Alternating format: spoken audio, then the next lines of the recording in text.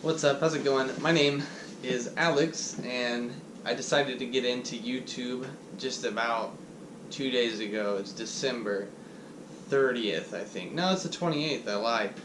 But I have a few ideas that I wanted to shoot out, but I'm not sure what I want to stick to just yet. I'm thinking about doing maybe a channel for my vehicle, or maybe a channel for computers or gaming. I'm into both things, computers and gaming and cars. I have a BMW, it's an E46 that I've been working on and fixing up, and I think it'd be pretty fun to try and do a channel about that and show you guys what I've done.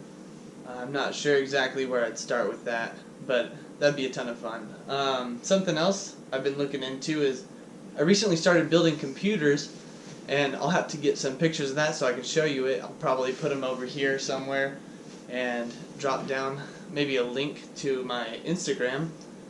And I'm thinking about doing some gaming videos, some simple stream things like that, but stay tuned.